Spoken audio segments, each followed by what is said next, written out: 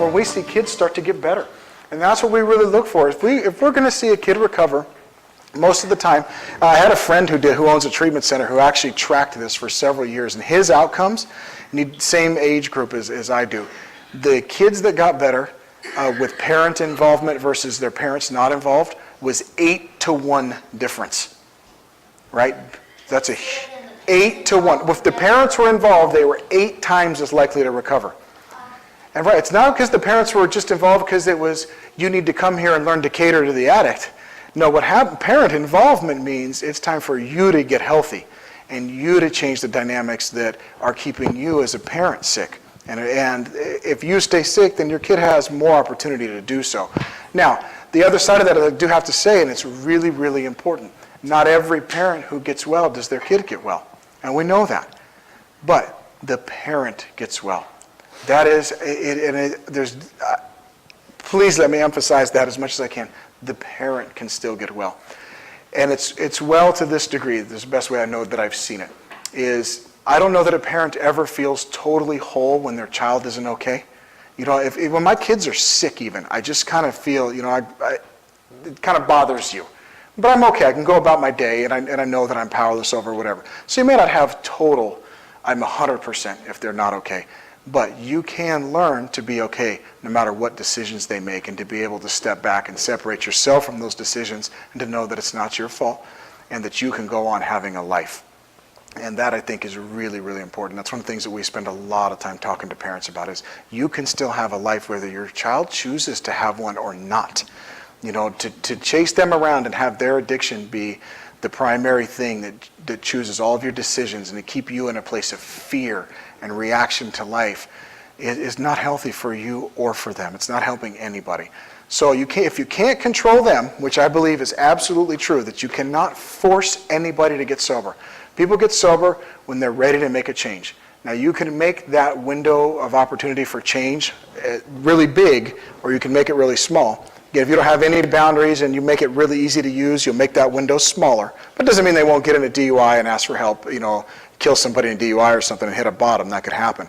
But you can make it a lot bigger by you being healthy, having appropriate boundaries, you moving on and them kind of knowing, oh, mom and dad are moving on. They're going to get healthy and happy and with or without me. They're going to love me always. It's not, you know, we're leaving you in the dust, kiddo, but we're moving forward and you're free to join us at any time. Again, you'll kind of notice the way that I talk is it's not always come from a place of love, and it is never, we mean to exclude you and kick you out of the family, we don't love you anymore. It's not about being mean to them or punishing them. It's about you going, we're going to take care of ourselves because that's what we have power over. We can't control you. You have to make your own decisions. But first you have to accept that. That's if you go to the Al-Anon family groups or a lot of the 12-step recovery groups, that's the first thing that they're going to bring up. And the first step in the 12 steps is, can you admit that you're powerless over drugs and alcohol? And that's going to be for the addict and alcoholic. But also in Al-Anon, they say that you cannot fix the drugs and alcohol. You can't come in and stop it. And the sooner that you accept that, the sooner you go, so what can I do? I can get well, and I can start to focus on me. And I can start to change the things that I need to. And so what suffers for a parent a lot of times? What are the things that are suffering? What do you need to change? I want to kind of hit that. So the parents that I see, a lot of what's going on is, first of all, their self-esteem has suffered for sure.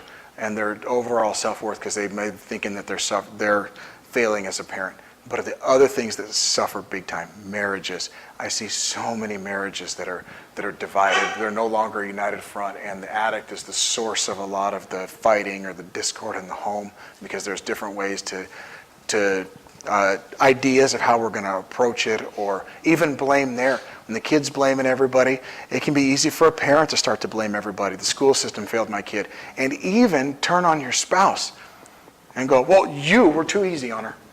You know, well, you just did, you know, you worked all the time. You know, this stress and what's going on can start to create these things that create unmanageability in the home. So it can start to hurt the parent. Siblings pay a huge price a lot of times because the squeaking wheel gets the grease, right? And then again, that is not abnormal.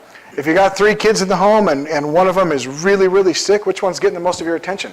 The one with the 105 fever is going to get more than the one that doesn't have one. I understand that, and there's not much you can do to totally change that. But you can start to look at a little bit of The addict with the 105-degree fever, if you will, is self-inflicted. It's not just a 6-year-old who's sick. They are doing this to themselves, and they can change whenever they want. And don't let them lead you to believe otherwise. They can change whenever they want. I'm going to say this as a bold statement, and I'm sure some people would fight me on it. In 23 years, I have never seen a kid who has really worked hard and done their best to change fail. I can't think of one. They can change when they want. You know, and they don't know. They don't want you to know that. That's like a nasty secret you don't want your parents to know. You know, whoa! I need to go to treatment at least 5 or 6 more times before I do that. And most of them even know it. The kids that I deal with that have been to treatment 6, 8 times, it's ridiculous. Like, what are you doing? They're like, I don't know. I go when things get bad. I go to treatment. It's like a vacation for them. You know, I go 30 days and then get out and I start using again. What have you been doing the past 5 years? Getting 30, 60, 90 days sober a couple of times a year, then using the rest of the year. What else do you have to show for it? Got a job? No. No. Anything else really going for you? Not really. They can change that if they want to. And you need to believe that too, because if you don't believe it, if you think they're totally incapable and they're a victim and they're stuck this way, odds are try to fix it for them. So a lot of that is starting to challenge your own beliefs about this a little bit and go, how do we really see addiction? How do we see being a healthy family? How do we see demonstrating love to this kiddo? Back to the siblings. I'm sorry, I need to circle around. Siblings pay a huge price for this, because that's what I started this line of thought with. Because they see it. They go, I'm the kid doing everything right. I'm the one that shows up to school, has a job, does all these things. And who gets 90% of mom and dad's attention? And so what happens is you start to get resentful siblings also. They resent their sibling. They resent mom and dad.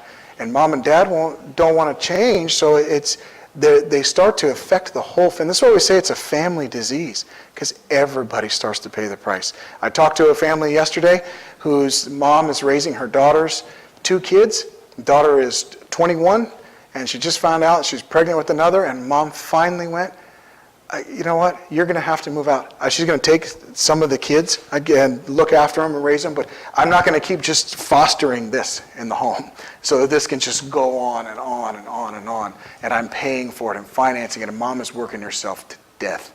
And mom still has 3 other kids of her own in the house.